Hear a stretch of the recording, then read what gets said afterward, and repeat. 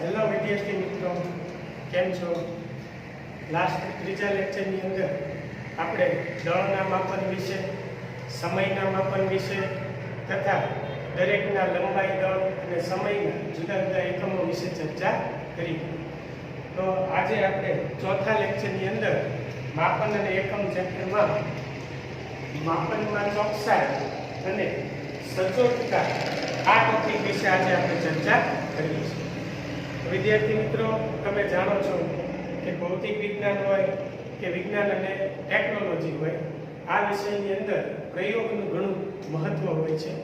તો આપણે કોઈ પણ પ્રયોગ જ્યારે પ્રયોગશાળાની અંદર કરીએ છીએ ત્યારે તેમના માપનની અંદર ખૂબ જ ચોકસાઈ અને સચોટતા હોવી જરૂરી છે.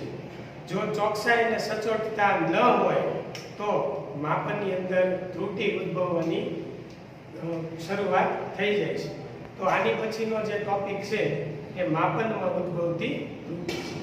તો સૌપ્રથમ માપનમાં ચોકસાઈ અને સચોટતા કોને કહેવાય એની આપણે એક ઉદાહરણની મદદથી સમજૂતી મેળવીએ. સૌપ્રથમ આપણે ત્રુટિ વિશેની વ્યાખ્યા જોઈએ કે અચોકસાઈની ત્રુટિ કોને કહેવાય. તો સૌથી પહેલી વ્યાખ્યા આપણે જોઈએ કે કોઈ પણ ભૌતિક રાશિના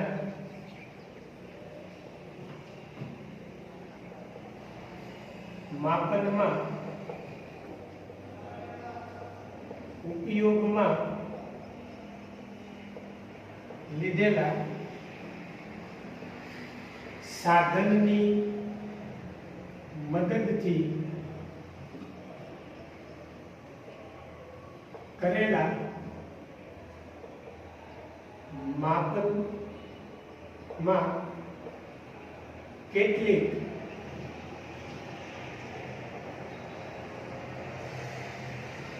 અચોકસાઈ રહેલી હોય છે તેને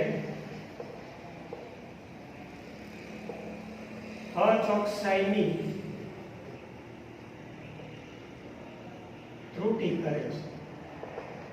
વિદ્યાર્થી મિત્રો, આપણે જાણીએ છીએ કે કોઈ પણ ભૌતિક રાશિનું આપણે જ્યારે માપન કરતા હોય, દાખલા તરીકે આપણે વર્નિયર કેલિપર્સની મદદથી કોઈ નળાકાર છે તેના અંદરના ભાગની કે બહારની ભાગની ત્રિજ્યાનું માપન કરીએ છીએ, તો આ સંજોગોમાં આવા માપનમાં ઉપયોગમાં લીધેલા સાધનની મદદથી, એટલે આપણે જે સાધન વાપર્યું વર્નિયર કેલિપર્સ, એ સાધનની મદદથી કરેલા માપનમાં કેટલીક અચોકસાઈ રહેલી હોય તો એને આપણે અચોકસાઈની ત્રુટિ કહીએ છીએ. હવે માપનમાં ચોકસાઈ કોને કહેવાય તેની આપણે ચર્ચા. તો નેક્સ્ટ વ્યાખ્યા આપણે જોઈએ માપનમાં ચોકસાઈ. ચોકસાઈ વિશે આપણે ચર્ચા કરીએ. કોઈ ભૌતિક રાશિના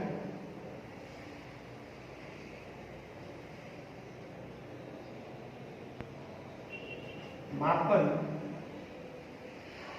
નું મૂલ્ય તે ભૌતિક રાશિના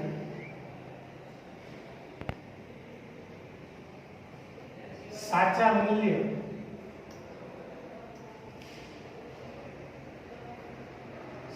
મૂલ્યની કેટલું નજીક છે તેને માપનમાં ચોકસાઈ કહે છે. માપનમાં ચોકસાઈ એટલે શું? તો કે કોઈ ભૌતિક રાશિના માપનનું મૂલ્ય છે તે ભૌતિક રાશિના સાચા મૂલ્યની કેટલું નજીક છે તેને માપનની ચોકસાઈ કહેવાય. દાખલા તરીકે કોઈ એક ઉદાહરણ આપણે લઈ લઈએ. ફોર એક્ઝામ્પલ, કોઈ એક લંબાઈ છે તે 3.678 સેન્ટીમીટર છે અને આપણો આન્સર જે આવે છે 3.5 સેન્ટીમીટર આવે છે.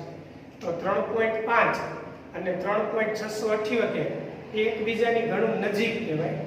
તો આને કહેવાય માપનમાં રહેલી ચોકસાઈ.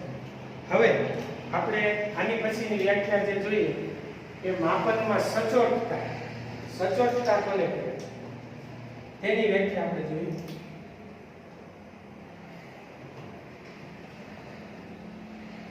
કોઈ ભૌતિક રાશિનું મૂલ્ય અથવા માપન કહીએ આપણે કેટલા વિભેદન અથવા સીમા સુધી કરેલું છે તેને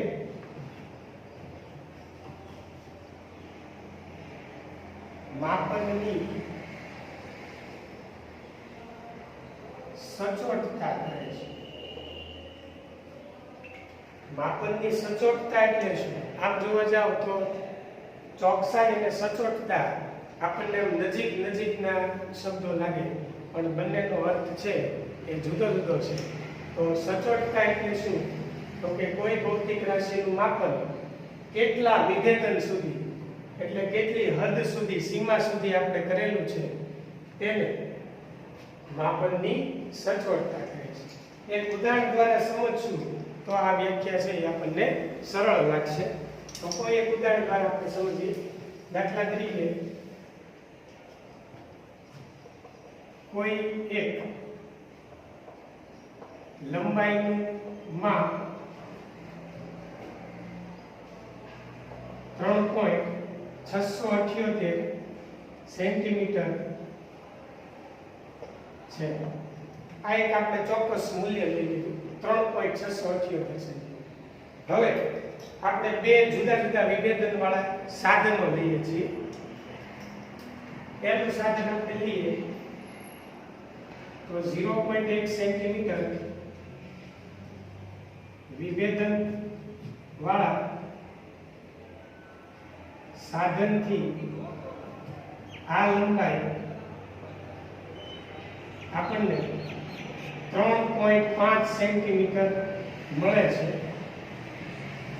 આ જ રીતે બીજું એક આપણે વિભેદન ધરાવતું સાધન લઈએ 0.01 સેન્ટીમીટર વિભેદન વાળા સાધનથી આ લંબાઈ લેતા તે લંબાઈ આપણને 3.38 સેન્ટીમીટર મળે છે. આપણું મૂળ મૂલ્ય 3.678 સેન્ટીમીટર છે.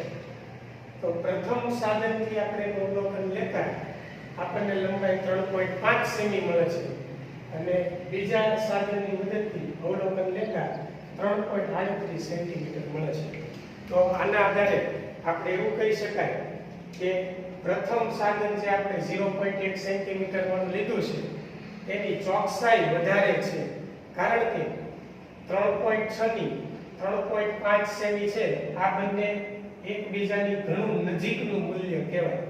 આપણે વ્યાખ્યામાં જોયું કે કોઈ ભૌતિક રાશિના માપનનું મૂલ્ય તે રાશિના સાચા મૂલ્યની કેટલું નજીક છે. તો તમે અહીંયા જોઈ શકો આ બંને મૂલ્યમાંથી 3.5 સેમી છે એ 3.678 સેમી ઘણું નજીકનું મૂલ્ય છે. તો પહેલું જે અવલોકન છે એ વધુ ચોકસાઈ વાળું છે. તો આપણે અહીંયા કહી શકીએ કે આની અંદર વધુ ચોકસાઈ છે. પ્રથમ અવલોકન વધુ ચોકસાઈ વાળું છે. જ્યારે બીજા અવલોકનની જો આપણે વાત કરવા જઈએ તો બીજા અવલોકનની અંદર તેનું વિભેદન વધારે છે. એટલે પોઈન્ટ પછી આપણે બે આંકડા સુધી કામ કર્યું છે. આની અંદર પોઈન્ટ પછી આપણને એક જ અંક મળ્યો છે. તો પોઈન્ટ પછી જેમ વધારે અંક મળે છે એનો મતલબ એવો થાય કે એનું વિભેદન વધારે છે. એટલે ભૌતિક રાશિનું માપન આપણે કેટલા વિભેદન સીમા સુધી કરેલું છે તેને તેની સચોટતા કહેવાય. એટલે બીજું માપ જે છે એ વધુ સચોટતા ધરાવે છે. પ્રથમ માપન છે એ વધુ ચોકસાઈ ધરાવે છે અને બીજું માપન છે એ વધુ સચોટતા ધરાવે છે. તો આમ આપણે જ્યારે કોઈ પણ સાધનની મદદથી પ્રયોગો કરતા હોઈએ અવલોકન લેતા હોય, માપન કરતા હોય, તો આ માપનની અંદર ક્યારેક ત્રુટિ ઉદ્ભવતી હોય છે, એને આપણે અચોકસાઈની ત્રુટિ કહીએ છીએ. જનરલી જોવા જઈએ તો ત્રુટિ છે એ બે પ્રકારની હોય છે. એક વ્યવસ્થિત ત્રુટિ હોય છે અને બીજી અવ્યવસ્થિત ત્રુટિ હોય છે. તો આ ટોપિક તમે બુકની અંદર ઉતારી લો, ત્યાર પછી આપણે ત્રુટિ વિશેની ચર્ચા કરીએ કે તેના પ્રકાર શું છે, તેની અંદર કેવા કેવા પ્રકારની ત્રુટિ છે, એનો આપણે અભ્યાસ કરવાનો છે.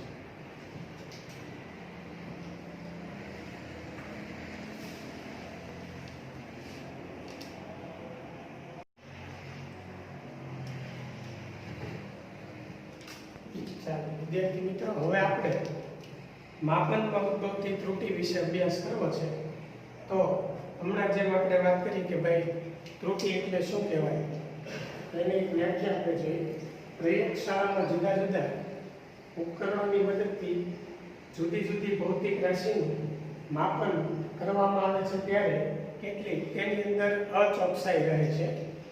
તો આવી જે અચોકસાઈનું માપ છે તેને આપણે ત્રુટિ વડે દર્શાવીએ છીએ.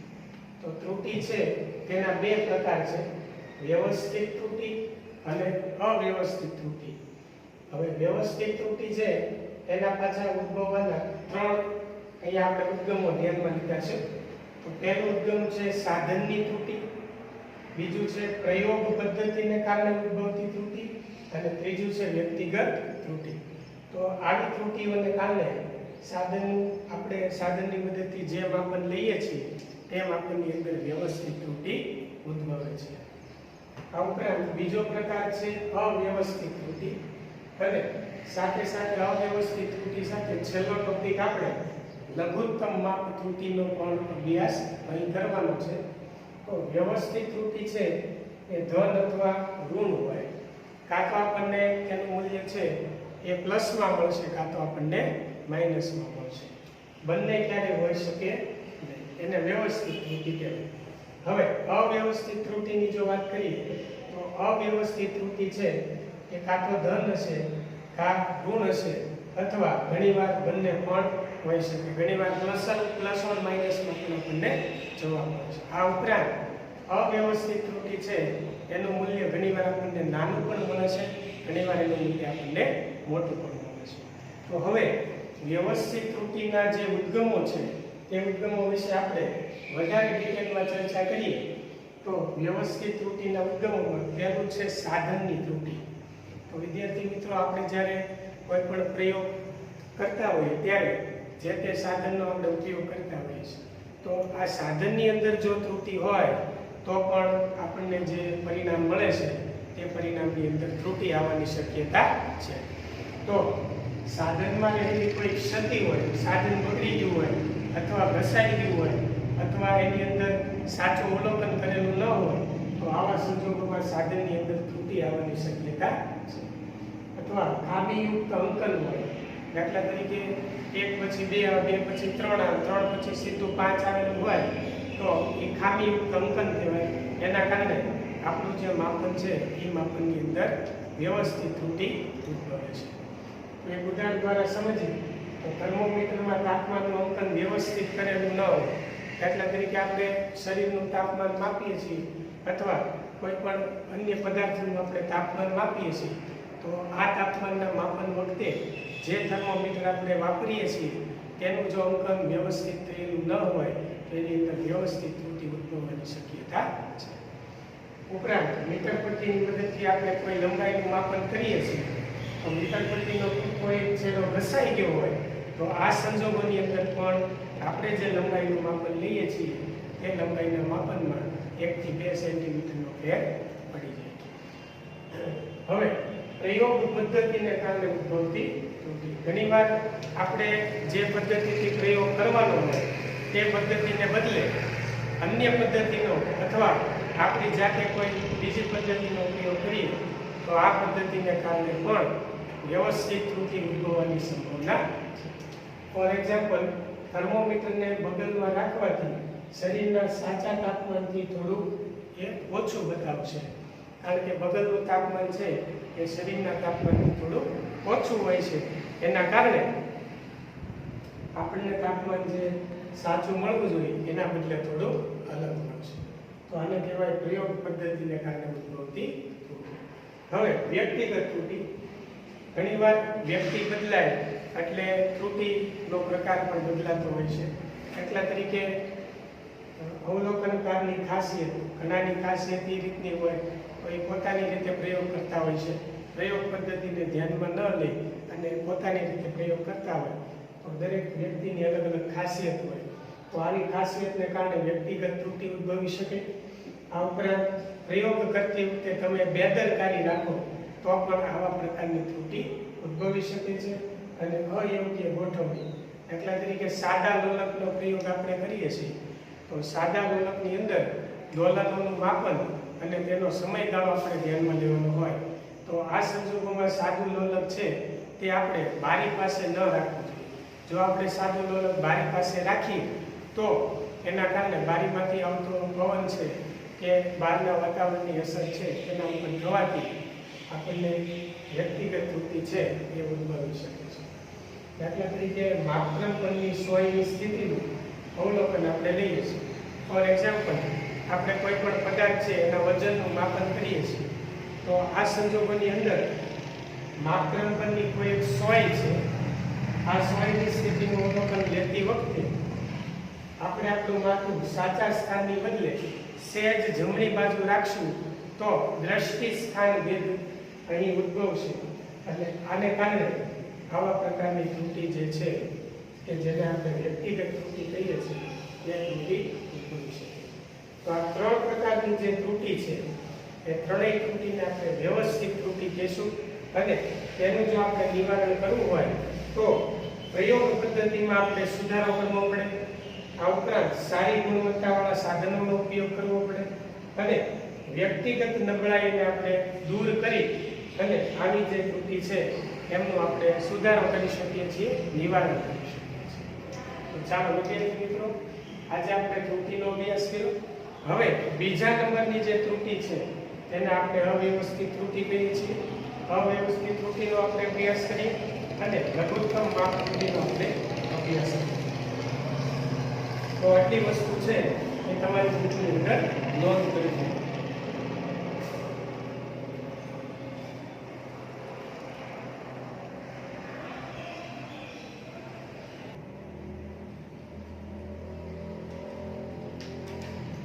વિદ્યાર્થી મિત્રો, હવે આપણે ત્રુટિનો બીજો પ્રકાર જેને આપણે અવ્યવસ્થિત ત્રુટિ કહીએ છીએ, અવ્યવસ્થિત ત્રુટિ વિશે આપણે ચર્ચા કરીએ. તો અવ્યવસ્થિત ત્રુટિ એટલે શું? કે માપનમાં અનિયમિત રૂપે ઉદ્ભવતી ત્રુટિને અવ્યવસ્થિત ત્રુટિ કહેવાય. દાખલા તરીકે આપણે કોઈ માપન કરીએ છીએ, કોઈ ભૌતિક રાશિનું માપન ચાલુ છે, તો આ ભૌતિક રાશિના માપન દરમિયાન તે માપનની અંદર કોઈ અનિયમિત ફેરફાર થાય, તે અનિયમિત રૂપે કોઈ એવું કારણ બની જાય તો એમના કારણે અવ્યવસ્થિત ત્રુટિ છે એ ઉદ્ભવી શકે છે. તે ધન કે ઋણ અથવા બંને હોઈ શકે છે. વ્યવસ્થિત ત્રુટિ બેમાંથી એક હોય, કાં ધન હોય કાં તો ઋણ. આ બંને પણ હોઈ શકે છે. પ્રયોગ પર અસર કરતા પરિબળો અથવા આગાહી ન કરી શકાય તેવા ફેરફારો થવાથી આવા પ્રકારની ત્રુટિ છે એ ઉદ્ભવી શકે છે. દાખલા તરીકે આપણે કોઈ પ્રયોગ કરીએ છીએ તાપમાન માપવાનો, તો એ સંજોગોની અંદર અચાનક અડધી કલાક કે કલાક જેટલા સમયની અંદર તાપમાન વધી જાય છે. તો આ સંજોગોની અંદર પ્રથમ જે અવલોકન લીધું હતું એના કરતાં બીજા અવલોકનની અંદર આપણે આગાહી નથી કરી, એવા સંજોગોની અંદર એક ત્રુટિ ઉદ્ભવી, તાપમાન છે એ વધારે આપણને પ્રાપ્ત થયું. તો આવા પ્રકારની જે ત્રુટિ છે એ અવ્યવસ્થિત ત્રુટિ કહેવાય.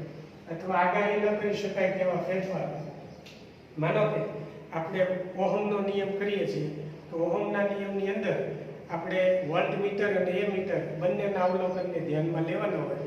તો આ સંજોગોમાં અચાનક પાવર સ્ટેશનમાંથી મળતો આપણને જે વોલ્ટેજ છે એ વોલ્ટેજનું મૂલ્ય અચાનક વધી જાય અથવા ઘટી જાય તો આ સંજોગોની અંદર આપણે જે માપન લઈએ છીએ તે માપનની અંદર ત્રુટિ આવવાની શક્યતા છે. તે ત્રુટિને આપણે અવ્યવસ્થિત ત્રુટિ કહીએ છીએ.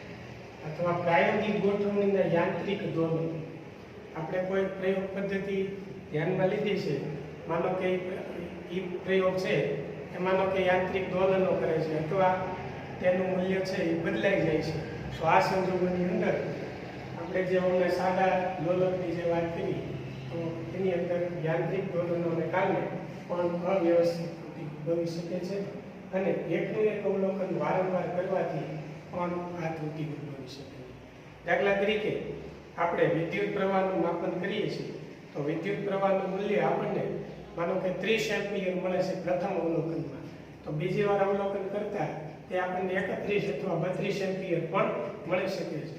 આમ આપણે વારંવાર અવલોકન કરશું તો વારંવાર અવલોકન કરવાથી પણ આવા પ્રકારની ત્રુટિ ઉદ્ભવી શકે છે. તો આ થઈ ગઈ અવ્યવસ્થિત ત્રુટિ. હવે અવ્યવસ્થિત ત્રુટિનો જ એક નાનકડો ભાગ કે જેને લઘુત્તમ માપ ત્રુટિ કહેવાય. તો સૌપ્રથમ લઘુત્તમ માપ કોને કહેવાય? નાનામાં નાનું માપન એને લઘુત્તમ માપ કહેવાય. તો કોઈ પણ સાધન વડે માપી શકાતા નાનામાં નાના મૂલ્યને તે સાધનનું લઘુત્તમ માપ કહેવાય. દાખલા તરીકે આપણે મીટર પટ્ટી ફૂટ પટ્ટીની વાત કરીએ તો ફૂટ પટ્ટીમાં આપણે બે માપન કરી શકીએ, સેન્ટીમીટરમાં પણ માપન કરી શકાય અને મિલીમીટરમાં પણ માપન કરી શકાય. તો સેન્ટીમીટર એ મિલીમીટર કરતાં થોડું મોટું માપ કહેવાય. તો નાનામાં નાનું માપ કયું થયું તો કે મિલીમીટર. તો આપણે સુધીનું માપન છે એ મીટર પટ્ટીથી કરી શકીએ. તો કોઈ પણ સાધન વડે માપી શકાતું નાનામાં નાનું મૂલ્ય એટલે તેને તે સાધનનું લઘુત્તમ માપ, નાનામાં નાનું માપ અથવા મિનિમમ મેઝરમેન્ટ એને આપણે કહી શકીએ. તો તે સાધનના વિભેદન સાથે સંકળાયેલું છે કે આપણે જે તે સાધન ધ્યાનમાં લઈએ છીએ તે દરેક સાધનની વિભેદન શક્તિ અલગ અલગ હોય, બરાબર. દાખલા તરીકે મીટર પટ્ટી છે તો એ નાનામાં નાનું સુધીનું માપન લે છે. એ જગ્યાએ આપણે વર્નિયર કેલિપર્સ લઈએ તો એ 0.01 સેન્ટીમીટર સુધીનું માપન, નાનામાં નાનું માપન કરી શકે છે. તો એવા આપણે 3 ઉદાહરણ ધ્યાનમાં લીધા છે કે મીટર પટ્ટીની લઘુત્તમ માપ શક્તિ જેને આપણે લ મા શ કહીશું તે 1 mm છે. વર્નિયર કેલિપર્સની લઘુત્તમ માપ શક્તિ 0.01 સેમી છે અને સ્ટેનોમીટરની લઘુત્તમ માપ શક્તિ 0.001 સેન્ટીમીટર છે. આ ત્રુટિનો સમાવેશ અવ્યવસ્થિત ત્રુટિમાં થાય. હમણાં જ આપણે જે વાત કરી કે અવ્યવસ્થિત ત્રુટિનો જ એક ભાગ છે. વ્યવસ્થિત અને અવ્યવસ્થિત બંને ત્રુટિની અંદર આ ત્રુટિ ઉદ્ભવી શકે, કારણ કે જે સાધનથી આપણે અવલોકન લઈએ છીએ તે સાધનની કોઈ પણ એક લઘુત્તમ માપ શક્તિ હશે કે તે પોતે નાનામાં નાનું માપન કરતું છે. વધુ સચોટતાવાળું સાધનની મદદથી આ પ્રકારની ત્રુટિ ઘટાડી શકાય. તમે જેમ વધારે સચોટતાવાળું સાધન વાપરશો તેમ આપણને વધુ ચોકસાઈપૂર્વકનું માપન મળશે. તેથી આવા પ્રકારની જે ત્રુટિ છે, અવ્યવસ્થિત ત્રુટિ ઉદ્ભવે છે, તેને આપણે ઘટાડો કરી શકીએ છીએ. હવે અવલોકનનું સરેરાશ મૂલ્ય લેતા તે સાચા મૂલ્યની નજીક મળે છે. દાખલા તરીકે સાચું મૂલ્ય વિદ્યુત પ્રવાહનું આપણે માપન કરીએ છીએ અને તેનું સાચું મૂલ્ય ધારો કે 32 એમ્પિયર છે, તો પ્રથમ વાર અવલોકન લેતા 31 મળે છે, બીજી વાર અવલોકન લેતા 32 એમ્પિયર મળે છે અને ત્રીજી વાર અવલોકન લેતા 33 એમ્પિયર મળે છે. તો ત્રણેયનું આપણે સરેરાશ લેતા આપણને તે સાચા મૂલ્યની ઘણું નજીકનું અવલોકન પ્રાપ્ત થશે. તો આજે વિદ્યાર્થી મિત્રો આપણે ત્રુટિનો અભ્યાસ કર્યો. આ દરેક પ્રકારની જે ત્રુટિ છે એ તમને પરીક્ષાની અંદર પણ ઉપયોગી છે. આની અંદરથી MCQ પણ ઘણા બધા પૂછાય છે. આ ઉપરાંત હવે જ્યારે આપણે આગળ અભ્યાસ કરશું ત્યારે ત્રુટિ વિશે આપણે વધારે અભ્યાસ કરશું. દાખલા MCQ ની ચર્ચા પણ આપણે આ ચેપ્ટરની અંદર કરશું.